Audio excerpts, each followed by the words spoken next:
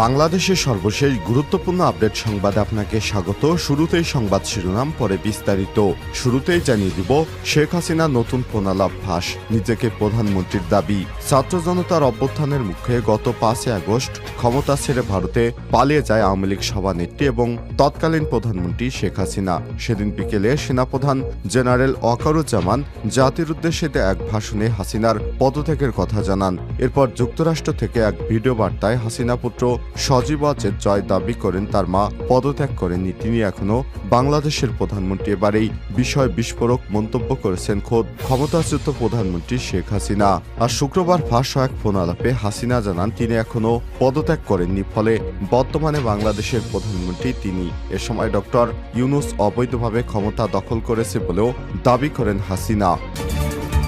এদিকে doctor ইউনূসের megaphone কূটনীতিতে অস্বস্তিতে ভারত। ছাত্র জনতার অভ্যুত্থানে ক্ষমতা ছেড়ে শেখ হাসিনা ভারতে পালিয়ে যাওয়ার 1 মাসের বেশি সময় ধরে বাংলাদেশের সঙ্গে প্রতিবেশী দেশ ভারতের মধ্যে সম্পর্কের কিছুটা ভাটা পড়েছে। সম্প্রতি বাংলাদেশের অন্তর্বর্তীকালীন সরকারের প্রধান উপদেষ্টা প্রফেসর ডক্টর মোহাম্মদ ইউনূসের এক সাক্ষাৎকারে আশ্চর্য হয়েছে ভারত, কারণ ওই সাক্ষাৎকারে ডক্টর ইউনূস ভারতের শেখ হাসিনার অবস্থান নিয়ে বিরক্তি প্রকাশ করেছেন। বর্তমানে ভারত বাংলাদেশের সম্পর্কে যে কোনো পর্যায়ে রয়েছে তা বিশ্লেষণ করেছে বিবিসির দক্ষিণ এশিয়া বিষয়ক সম্পাদক আনবার সান ইথিরাজান। জানিয়ে দিব, বৈষম্যবিরোধী ছাত্র আন্দোলনের অনুষ্ঠানে ছাত্রলীগের হামলা।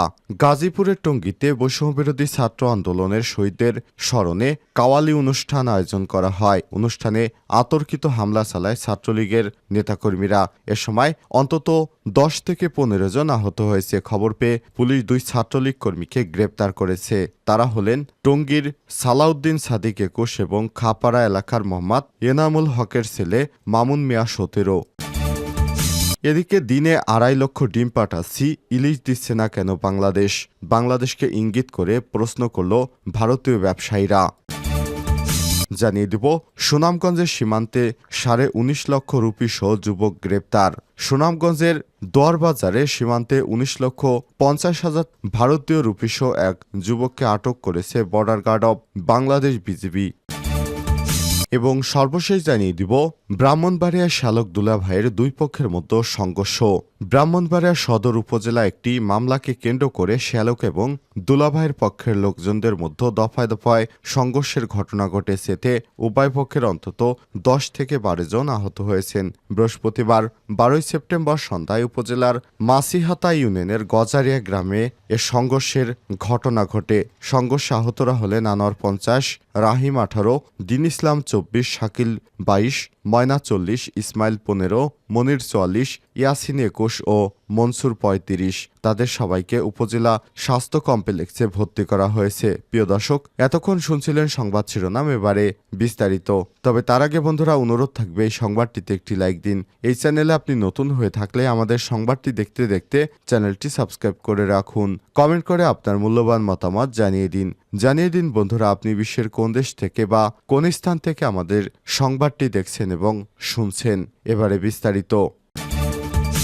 শেখ হাসিনার নতুন ফোনালাপ, নিজেকে প্রধানমন্ত্রী দাবি করেছেন। ছাত্র জনতার গণ অভ্যুত্থানের মুখে গত 5 আগস্ট ক্ষমতা ছেড়ে ভারতে পালিয়ে গেছে হাসিনা এবং সেদিন বিকেলে সেনাপ্রধান জেনারেল ওয়াকারুজ্জামান জাতির উদ্দেশ্যে দেয়া এক ভাষণে হাসিনা পদত্যাগ করেছেন বলে জানিয়েছেন। এরপর যুক্তরাষ্ট্র থেকে এক ভিডিও বার্তায় হাসিনা পুত্র সজীব ওয়াজেদ জয় দাবি করেন তার মা পদত্যাগ করেননি, তিনি এখনো বাংলাদেশের প্রধানমন্ত্রী। এবারই এই বিষয়ে বিস্ফোরক মন্তব্য করেছেন খোদ ক্ষমতাচ্যুত এই প্রধানমন্ত্রী। শুক্রবার ফাঁস এক ফোনালাপে হাসিনা জানান তিনি এখনো পদত্যাগ করেননি, ফলে বর্তমানে বাংলাদেশের প্রধানমন্ত্রী তিনি। এ সময় ডক্টর ইউনূসকে অবৈধ ক্ষমতা দখল করেছেন বলেও দাবি করেন তিনি। উল্লেখ্য, গত 5 আগস্ট হাসিনা সঙ্গে অনেকেরই কথোপকথনের অডিও ফাঁস হচ্ছে। সম্প্রতি তানভীর নামে যুক্তরাষ্ট্র প্রবাসী এক আওয়ামী লীগ নেতার সঙ্গে কথা বলেছেন হাসিনা, যা ফাঁস হয়েছে। তানভীর বলেন, আপা, আপনার কাছে ফোন দিয়েছি একটা ব্যাপারে।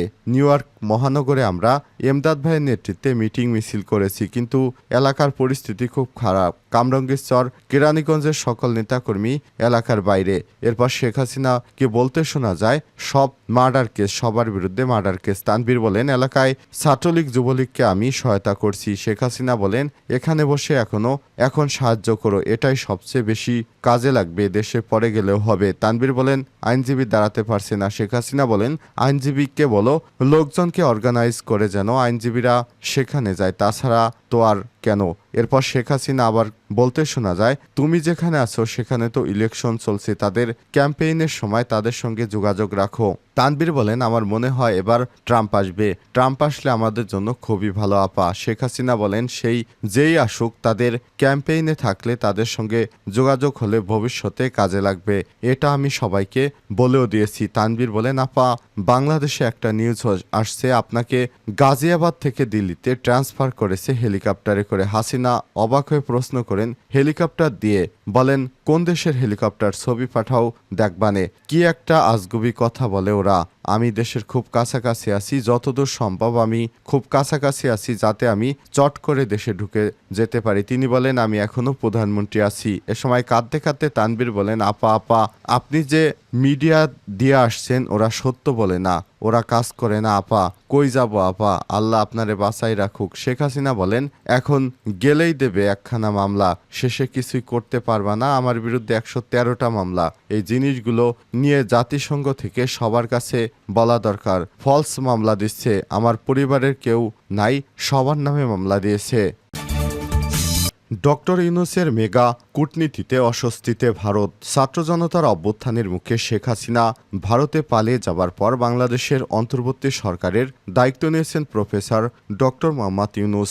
শেখ হাসিনাকে ভারতপন্থী হিসেবে দেখা এবং তিনি দীর্ঘ 15 বছর ক্ষমতায় থাকাকালীন ভারত ও বাংলাদেশের অর্থনৈতিক সম্পর্কর দিক দিয়ে সবচেয়ে ভালো সময় পার করেছে। এছাড়াও নিরাপত্তার দিক দিয়েও ভারত সবচেয়ে বেশি সুবিধা পেয়েছে, কারণ শেখ হাসিনা ভারত বিরোধী বিদ্রোহী গোষ্ঠীকে কঠোর হাতে দমন করেছে এবং সীমান্তে অমীমাংসিত কিছু বিষয় নিষ্পত্তি করেছে। তবে শেখ হাসিনা ভারতে পালিয়ে যাওয়ার পর সেখানে তিনি কতদিন থাকবেন সে বিষয়ে স্পষ্ট কিছু জানায়নি ভারত। এর ভিতর একটি সাক্ষাৎকারে ইউনূস বলেছেন, ভারত ও বাংলাদেশের দ্বিপাক্ষিক সম্পর্ক বজায় রাখতে একসঙ্গে কাজ করা উচিত, যদিও এ সম্পর্কে বর্তমানে তলানিতে রয়েছে। যদিও ভারতের পররাষ্ট্র মন্ত্রণালয় অন্তর্বর্তীকালীন সরকারের প্রধান ডক্টর ইউনূসের এমন মন্তব্য আনুষ্ঠানিকভাবে প্রতিক্রিয়া জানায়নি, তবে তারা খুবই হতাশ হয়েছে। বৈষম্যবিরোধী ছাত্র আন্দোলনের অনুষ্ঠানে ছাত্রলীগের হামলা। গাজীপুরের টঙ্গীতে বৈষম্যবিরোধী ছাত্র আন্দোলনে শহীদদের স্মরণে কাওয়ালি অনুষ্ঠানের আয়োজন করা হয়। অনুষ্ঠানে আতর্কিত হামলা চালায় ছাত্রলীগের নেতাকর্মীরা। হামলায় অন্তত 10 থেকে 15 জন আহত হয়েছে। পরে খবর পেয়ে পুলিশ এসে জালাল উদ্দিনের ছেলে মহিউদ্দিন সাদিক 21 ও খাপাড়া এলাকার মোহাম্মদ এনামুল হকের ছেলে মামুন মিয়া 17কে গ্রেপ্তার করে। জানা যায়, বৈষম্যবিরোধী ছাত্র আন্দোলনে যারা শহীদ হয়েছেন তাদের স্মরণে দ্রোহের গান এবং কালি অনুষ্ঠানের আয়োজন করা হয়। উক্ত অনুষ্ঠান চলাকালে বিকাল 5:15টার দিকে হঠাৎ করে 30 থেকে 40 জন ছাত্রলীগের কর্মী দেশীয় অস্ত্র চাপাতি নিয়ে অনুষ্ঠানে হামলা চালায়। এতে 10 থেকে 15 জন আহত হয়। আহতদের উদ্ধার করে টঙ্গী শহীদ আহসানুল্লাহ মাস্টার জেনারেল হাসপাতালে চিকিৎসা দেওয়া হচ্ছে। এদের মধ্যে গুরুতর 4 জনকে ঢাকায় স্থানান্তর করা হয়েছে। দিনে 2.5 লাখ ডিম পাঠাচ্ছি, ইলিশ দিচ্ছে না কেন বাংলাদেশ? বাংলাদেশকে ইঙ্গিত করে ভারতীয় ব্যবসায়ীরা। প্রতিদিনই বাংলাদেশে বিপুল পরিমাণ ডিম ভারত থেকে পাঠানো হলেও কেন নয়াদিল্লিকে ইলিশ পাঠাচ্ছে না, এমন প্রশ্ন তুলেছে পশ্চিমবঙ্গের অনেক ব্যবসায়ী। যশোরের বেনাপোল স্থলবন্দর দিয়ে গেল 10 সেপ্টেম্বর ভারত থেকে 2,31,000 মুরগি ডিম আমদানি করা হয়েছে। আগামী 2 মাসে আরও 47 লক্ষ ডিম আমদানি করা হবে বলে জানা গেছে। এদিকে ইলিশ উৎপাদন ব্যাপক সাফল্য পেয়েছে বাংলাদেশে। বর্তমানে দেশের মোট ইলিশের 86% উৎপাদিত হচ্ছে দেশটিতে। মাত্র 4 বছর আগেও এই উৎপাদনের হার ছিল মাত্র 65%।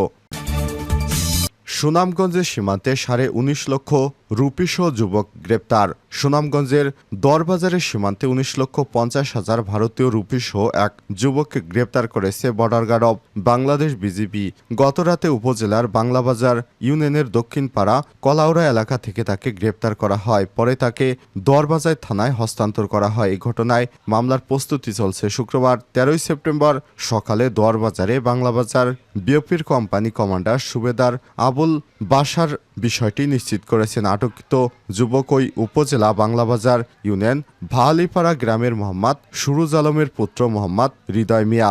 বিওপির কোম্পানি কমান্ডার সুবেদার আবুল বাশার জানান, বাংলাবাজার ইউনিয়নের দক্ষিণ কলাউড়া গ্রাম থেকে 19,50,000 ভারতীয় রুপিসহ হৃদয় মিয়া গ্রেপ্তার হয়েছেন।